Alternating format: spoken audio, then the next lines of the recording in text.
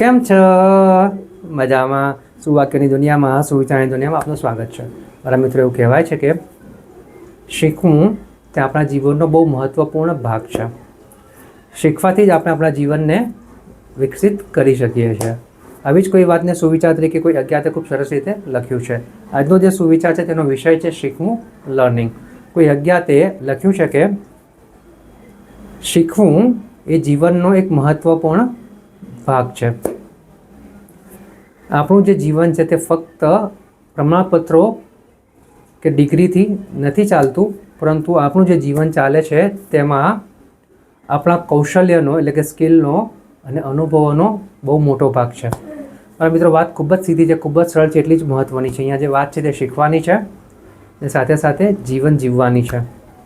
મારા મિત્રો, આજની આપણી ભાગદોડવાળી જિંદગીમાં આપણે એટલું બધું દોડી રહ્યા છીએ, એટલે બધું ભાગી રહ્યા છીએ કે જેમાં આપણા કૌશલ્યને, આપણા સ્કિલને પાછળ છોડતા જઈએ છીએ. આજે મોટાભાગના બધા લોકોનું જે ફોકસ છે તે ફક્ત અને ફક્ત ડિગ્રી અને સર્ટિફિકેટ ઉપર છે. મારા મિત્રો, ડિગ્રી અને સર્ટિફિકેટ લેવું તે ખોટું નથી.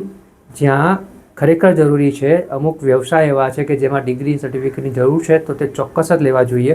પરંતુ આ દુનિયામાં બીજા ઘણા એવા બધા પ્રોફેશન છે, ઘણા એવા બધા વ્યવસાયો છે કે જેમાં ડિગ્રી અને સર્ટિફિકેટ કરતાં સ્કિલની વધારે ઇમ્પોર્ટન્સ છે, સ્કિલનું વધારે મહત્ત્વ છે, કૌશલનું વધારે મહત્ત્વ છે.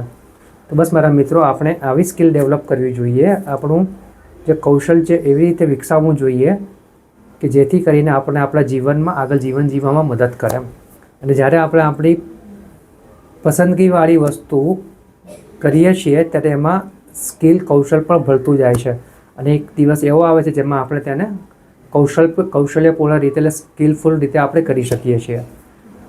તો બસ મારા મિત્રો, આપણા જીવનનો એ જ ધ્યેય હોવો જોઈએ કે આપણે જે કંઈ કરીએ તે ખૂબ જ ઉત્સાહ સાથે એવી રીતે કરીએ કે જેથી આપણું કૌશલ વધે, આપણું સ્કિલ વધે. અને આ બધું કરવામાં જે આપણને અનુભવો મળશે તે અનુભવો એટલા કામમાં આવશે કે જ્યારે ભવિષ્યમાં કોઈ જગ્યાએ નિર્ણય લેવાનો વારો આવશે ત્યારે આ અનુભવો જ આપણને નિર્ણય લેવામાં મદદ કરશે. તો બસ મારા મિત્રો, આજે કૌશલને વિકસિત કરવાની વાત અને અનુભવોની વાત જો આપણે આપણા જીવનમાં ઉતારીએ તો ચોક્કસ જ આપણે અત્યારે જે જીવન જીવી રહ્યા છે તેના કરતાં ઓર વધારે સારું, બહેતર જીવી શકીએ. બસ આટલું શીખવાનું છે, જાણવાનું છે અને હંમેશા શીખતા રહીને આગળ વધવાનું છે. Thank you.